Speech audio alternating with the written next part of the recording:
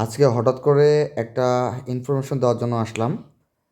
হঠাৎ করে আজকে আমার ফ্রেন্ড আর আমি চিন্তা করলাম আজকে একটা বাইন্যান্স অ্যাকাউন্ট ক্রিয়েট করব। দেন এই যে বাইন্যান্স অ্যাকাউন্ট আমরা ক্রিয়েট করলাম, ক্রিয়েট করার পরে টু জেড ইনফরমেশন সাবমিট করার পর দেন আমরা কিছু ডলার কিছু ডলার কি সামথিং কিছু ডলার গিফটও পাইছি। তারপর সেটা আমরা উইথড্র করছি, উইথড্র করার পর উইথড্র করছি কি ব্যাংক আমাদের 20 টাকা করে রিচার্জ নিয়েছিলাম, তাই না? হ্যাঁ, 20 টাকা করে ফোনে রিচার্জ নিছি। দেন তারপর আমাদের এখানে কিছু ইউএসডিটি এখন পর্যন্ত আছে।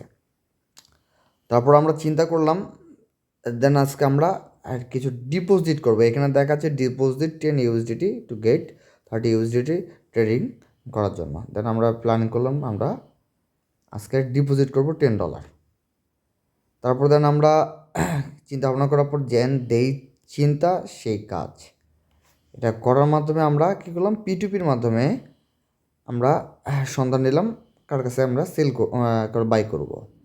এখান থেকে আমরা পিটুপি প্রথমে আমরা এখান থেকে নিয়েছিলাম, তারপর পিটুপির মধ্যে গেছি। পিটুপির মধ্যে যাওয়ার পর দেন আমরা এখানে বিডিটির মাধ্যমে নিব, বিকাশের মাধ্যমে। এইখান থেকে মোটামুটি অনেকগুলো সেলার আছে। তো আমরা একটা দেখলাম সেলার, মোটামুটি সেলারটার নাম ছিল ট্রাস্টেড। আচ্ছা, আমি দেখাচ্ছি আমি পিটুপিতে আমরা গেলাম। যাওয়ার পর এখান থেকে আমরা অনেকগুলো সেলার চুজ করতেছিলাম।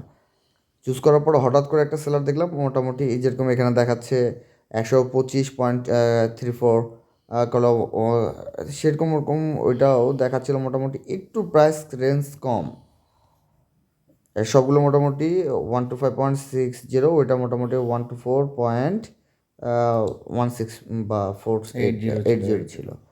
দেন হ্যাঁ, ওইটাকেই দেখলাম ভালো লাগতেছে। দেন দেখলাম তার রিভিউ, দেখলাম মোটামুটি অনেক ভালো, অনেক ভালোই দেখলাম। তাও চিন্তা করলাম না, তার কাছ থেকে আমরা ডিপোজিটটা করি। তারপর দেন আমরা পিটুপিতে যাওয়ার পর দেখলাম না, নিয়ে নেই। আমাদের হিস্টোরিটা আজকে দেখাই। মজার বিষয়টা হচ্ছে আমরা প্রথমে আমরা একটা অর্ডার দিয়েছিলাম, অর্ডারটা আমরা ক্যান্সেল করছি কারণ আমরা $10 দেবো, নেট সমস্যা ছিল, এই জন্য ক্যান্সেল করা হয়েছে। টাইম আউট হয়ে গেছে, কারণ এটা 15 মিনিট করে দেয় তো। দেন পরে এই যে উপরে ফার্স্ট আমরা দেখতেছি 1300 টাকা। দেন আমরা 1300 টাকা, এটা আমরা কি করছি এখন আমরা দেখাচ্ছি। এই যে ফার্স্ট কি লেখা আছে, এক্সপার্ট সেলার, আমরা চুজ করছিলাম। দেন দেখেন SMS আসার পর সে লিখছে কি, সময় নষ্ট না করে আপনারা কি আপনার নাম্বারটা দেন। তারপর দিচ্ছি আমি SMS করছি, ভাইয়া আমি 1300 টাকা ডিপোজিট করব। দেন তারপর দিচ্ছে আপনার নাম্বারটা দেন, কথা বলে টাকা দেন। তারপর নাম্বার দিচ্ছি, সে নিজেই ফোন করছে আমাদেরকে, ফোন করছে। ফোন করার পর দেন তারপর আমরা পেমেন্ট করছি। পেমেন্ট করার পর সে বলছে পেমেন্ট প্লিজ ভাইয়া দিছে। তারপর আমরা SMS করছি, ভাইয়া দিছে। উনি বলছে ওয়েট, তা দিচ্ছে। এই যে আমাদের পেমেন্ট প্রুফ, এই আমরা তার এই যে নাম্বারটা, এই যে আমাদের সঙ্গে মূলত স্ক্যাম করছে তার নাম্বার দেওয়ার পর সে লাস্ট SMS দিচ্ছে কি, আপনার আপনার কিছু করতে হবে না, তো ওকে। তারপর সে দিচ্ছে নেট সমস্যা, তো দিচ্ছি আমরা ওকে। তারপর যখন আমাদের টাইম আউট হয়ে গেল, হয়ে যাওয়ার পর মোটামুটি 10 মিনিট 15 মিনিট 20 মিনিট চলে গেল, দেখতেছি আমাদের কাছে এখন পর্যন্ত আমাদের কাছে টাকা আসেনি, ডিপোজিট হয়নি। এই যে আমাদের ইকুয়াল টু দেখতেছি ব্যালেন্স যেমন তেমনই আছে, 0। তারপর আমরা একটা মজার বিষয় হচ্ছে তারা কিভাবে এখানে স্ক্যাম করতেছে বিষয়টা এখান থেকে আমি ধরাই দিই। আমরা পিটুপিতে যাই, যাওয়ার পর এখানে কিন্তু অনেকগুলো সেলার আছে, তাদের হিস্টোরি সব কিছু দেখা যায়। আমরা আমাদের এই যে পেন্ডিংয়ে কিন্তু আনপেইড পেইড কোনো কিছু নেই। তারপর এইখানে যাই, এই যে আমাদের ক্যান্সেল অর্ডার ক্যান্সেল, এইখানে আমরা ওই যে ফার্স্ট এক্সপার্ট সেলার, এখানে আমরা ক্লিক করি। দেখেন না, সরি, এখান থেকে আমরা একটু ব্যাক যাই। ব্যাক যাওয়ার পর এই যে ক্যান্সেলে ক্লিক করি। যাওয়ার পর এইখানে দেখেন সেলার নিকনেম, এখানে আমরা ক্লিক করলাম। ক্লিক করার পর দেখেন সে কিন্তু লাস্ট সিন 58 মিনিট আগে ছিল। তার অ্যাডস আমরা এখানে ক্লিক করি, এখন বর্তমান কোনো অ্যাড নেই, তার ফিডব্যাকগুলো দেখাই, ফিডব্যাকগুলো কত সুন্দর সুন্দর তার ফিডব্যাকগুলো দেওয়া আছে। আমার মনে হয় কি আসলে তারা জিনিসটা করে কি, তারাই কয়েকটা অ্যাকাউন্ট খোলার পর তারাই কিন্তু এইভাবে করে দিচ্ছে, হ্যাঁ, তারাও এইভাবে করে চিট করতেছে। এখন কটা বাজে? এখন বাজে রাত 12:36। আমরা টাকার ট্রানজ্যাকশন তাকে দেওয়া হয়েছে, আমরা টাইমটা দেখাই। এই যে আমরা ভিউ মোর অ্যাডস এখানে ক্লিক না, সরি, আমরা আবার এগেন যাই।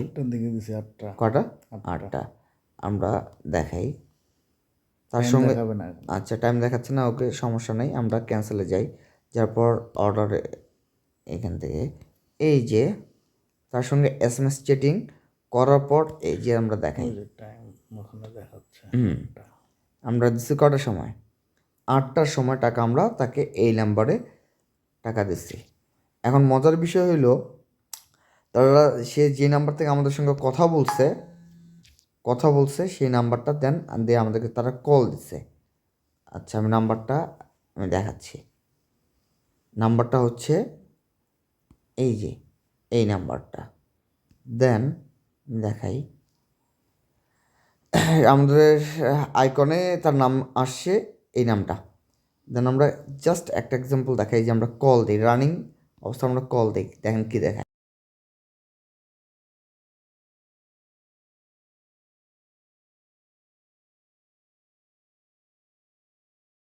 কোন দিকে ব্যস্ত, নাম্বারটা আর কল যায় না, কোনো কিছুই না। আরেকটা দেখাই, আমরা হোয়াটসঅ্যাপে দেখাই, আমরা হোয়াটসঅ্যাপ বিজনেস দিয়েও তাকে SMS করছি, কল দিচ্ছি, এটা দেখেন। আমরা দিচ্ছি হাই, কই ভাইয়া, এখনও USDT অ্যাড হলো না। তারপর আবার আমরা তাকে SMS স্ক্রিনশটটা দিচ্ছি, দেওয়ার পর আবার দিচ্ছি SMS। এখন আবার একটা জিনিস দেখাই, আমরা সেকেন্ড একটা কল দিয়ে আবার কেটে দিয়ে হোয়াটসঅ্যাপ দেখাই।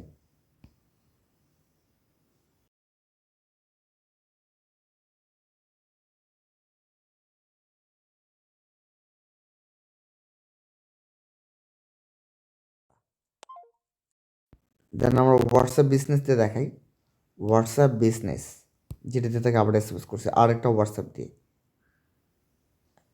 এটা নর্মালটা, তাই না? আচ্ছা, আমার ডাইরেক্ট হোমে দেয়। এই যে হোয়াটসঅ্যাপ বিজনেস আমরা তাকে এই যে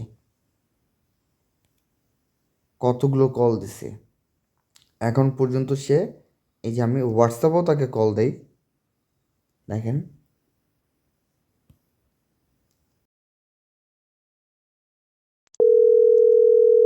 সে কিন্তু কলিংয়েই আছে, রিঙ্গিং আর হয় না।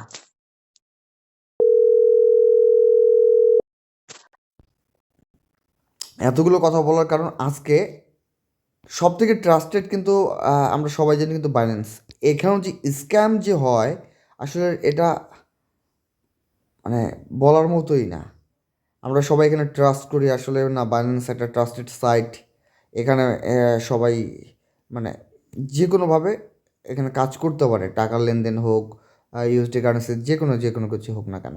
যে এখানে স্ক্যাম হওয়ার মতো কথা ছিল না হয়তো। এখন কি একটা বাজে পরিস্থিতি, বাইন্যান্স মতো এখানেও একটা অ্যাকাউন্টে এখানেও স্ক্যাম হয়।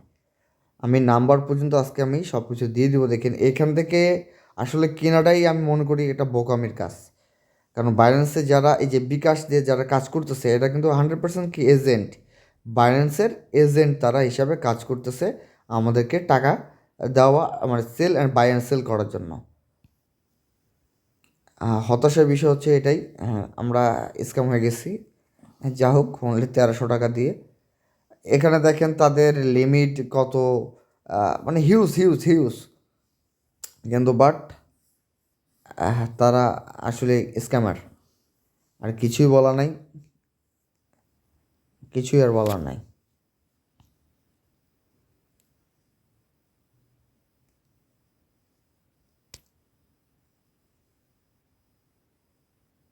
দোস্ত